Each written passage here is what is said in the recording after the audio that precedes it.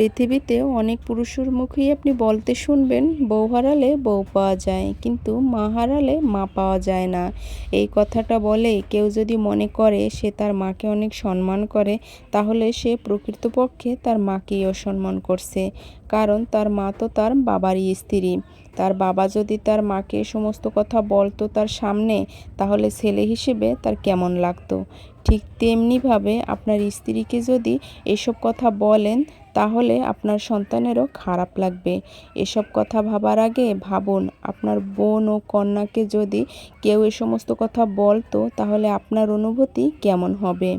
মায়ের জায়গায় কেউ নিতে পারে না বলেই মা নামক সম্পর্কের যেমন আলাদা রূপ হয় না, তেমনিভাবে স্ত্রী নামক সম্পর্কেরও আলাদা কোনো রূপ হয় না। মা যেমন আপনাকে নতুন পৃথিবী উপহার দিয়েছেন, তেমনিভাবে আপনার স্ত্রীও আপনার সন্তানকে নতুন পৃথিবী উপহার দিয়েছেন। এই দুটো সম্পর্কই আল্লাহ কর্তৃক নির্ধারিত, নিজ নিজ জায়গা থেকে সেরা, কেউই কিন্তু কোনো অংশে কম না। অনেক সময় মার কথা শুনে স্ত্রীকে বা স্ত্রীর কথা শুনে মাকে অকারণে কিন্তু কষ্ট দেয়। মা স্ত্রী কাউকে অন্ধভাবে বিশ্বাস করবেন না, তাহলে আজীবন পস্তাতে হবে। আল্লাহ তো আপনাকে বোঝার জন্য চোখ, কান, জ্ঞান সব কিছুই দিয়েছেন, তাহলে সে কে সঠিক সেটা আপনি ঠিক করুন। প্রয়োজনে আপনি অনেক দিন ধরে চেষ্টা চালিয়ে যান যে কে আপনাকে ঠকাচ্ছে বা কে আপনার সামনে মিথ্যা কথা বলছে, কে আপনাকে এরকমের দুজনের বিরুদ্ধে দুজনের কান ভারী করছে। হয়তো যাচাই বাছাই করুন, একদিনে হবে না, দুদিনে হবে না, ঠিক একদিন না একদিন আপনি ঠিক উচিত বিচার পেয়ে যাবেন যে কে আপনাকে ঠকাচ্ছে। তাই অকারণে কারো উপর অবিচার করবেন না। মা যদি হয় ফুসফুস, তাহলে স্ত্রী হলো হৃৎপিণ্ড। এখন যদি কেউ বলে হৃৎপিণ্ড না ফুসফুস কোনটা সবচেয়ে গুরুত্বপূর্ণ, তাহলে যে কেউ দ্বিধাদ্বন্দ্বে পড়ে যাবে কিন্তু।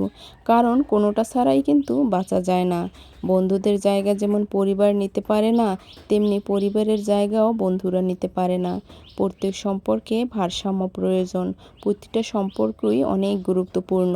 প্রতিটি সম্পর্কই নিজ নিজ প্রয়োজন ও জায়গা অনুসারেই শ্রেষ্ঠ।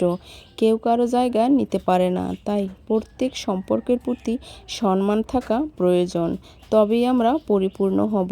শাশুড়ি যদি ভাবে আমি যে কারণে কষ্ট পেয়েছি তা আমার বৌমাকে সহ্য করতে দেব না, আর স্ত্রী যদি ভাবে আমার শাশুড়িমা জীবনে অনেক কষ্ট পেয়েছেন তাই তাকে আর কোনো কষ্ট পেতে দেব না, তাহলেই সংসার হয়ে উঠবে সুখময়।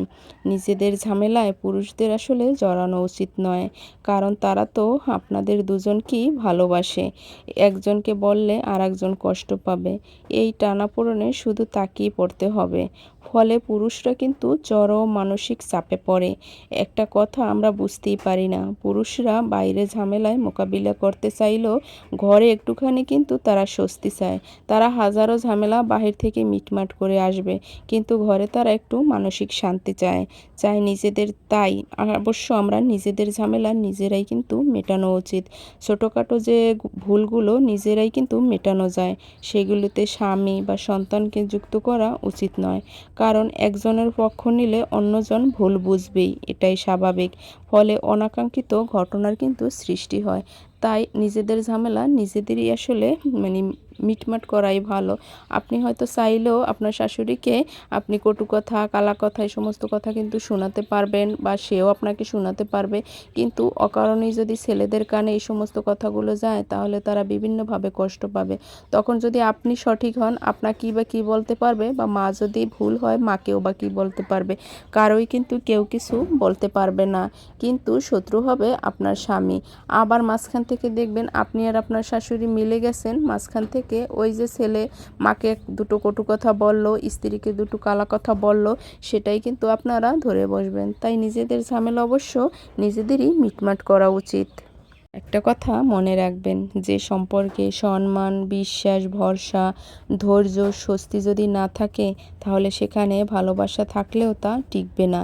কারণ মানুষ ভালোবাসা ছাড়াও কখনো কখনো টিকে থাকতে পারে, কিন্তু সম্মান ও স্বস্তি ছাড়া কখনোই কিন্তু থাকতে পারে না। তো আসসালামু আলাইকুম আমার প্রিয় ভাই বোনেরা, কেমন আছো তোমরা সবাই? আশা করি আল্লাহর রহমতে সবাই ভালো আছো। তো গল্পটি তোমাদের কাছে কেমন লেগেছে অবশ্যই কিন্তু কমেন্ট করে জানাবে।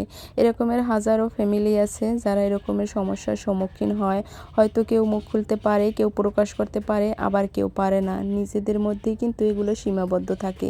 অবশ্য ২-১ জনের কাছেও যদি প্রকাশ করি তাহলে কিন্তু যেমন আপন কেউ আছে বা এমন ঘনিষ্ঠ কেউ আছে যাদের সাথে আমরা খোলামেলাভাবে প্রকাশ করে নিজেকে একটু শান্তি বা স্বস্তি দিতে পারি।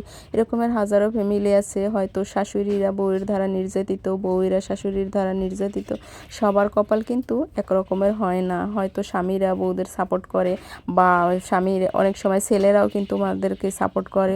এইগুলো না করে কে দোষী, কে বা কার ভুল বেশি, কার দোষ নেই, এগুলো কিন্তু পর্যবেক্ষণ করা একটা স্বামীর আসলে গুরুত্বপূর্ণ। বা একদিনে হয়তো হবে না, হয়তো আপনি ২ দিন শুনবেন, ৫ দিন শুনবেন, তারপর কিন্তু একটু যাচাই বাছাই করে তারপর কিন্তু আপনি তার পাশে দাঁড়াতে পারেন। আর তা না হলে কিন্তু সারা জীবন সে এরকমের সমস্যার সম্মুখীন হবে, এরকমের ভুক্তভোগী হবে। কারণ কেউই কিন্তু সম্মান আর ছাড়া বেঁচে থাকতে পারে না, এটাই কিন্তু স্বাভাবিক। আর যদি অন্য কেউ যদি এই ভুলগুলো করে তাহলেও মেনে নেওয়া যায়, কিন্তু স্বামী নামক মানুষটা যদি সারা জীবন পাশে থাকে তাহলে সংসার কিন্তু অনেক সুখের হয়। তাই অবশ্যই আপনারা সন্তান হয়ে মার পাশে থাকবেন, স্বামী হয়ে স্ত্রীদের পাশে থাকবেন। আগে দেখবেন কে ভুল বা কে সঠিক, এগুলো কিন্তু আগে দেখবেন। তো অনেক কথাই তোমাদের সাথে শেয়ার করি বন্ধুরা। যদি একটু হলেও ভালো লেগে থাকে আমার ভিডিওর কথাবার্তা, তাহলে অবশ্যই কিন্তু ছোট্ট একটি লাইক করবে, কমেন্ট করবে আর আমার ভিডিওর বা আমার চ্যানেলের পাশে থেকে যাবে। তো কথা বলতে বলতে অনেক কথাই বলি। আজকে কিন্তু মাছগুলো কাটছি আর তোমাদের সাথে গল্প করছি। তো তোমাদের ভাইয়াই আমাদের এখানকার নদীর একদম তরতাজা মাছ নিয়ে এসেছে। আর দেখি পাচ্ছো যে মাছগুলো কতটা একদম তাজা। তো আজকের ভিডিওটা এ পর্যন্তই। আল্লাহ হাফেজ।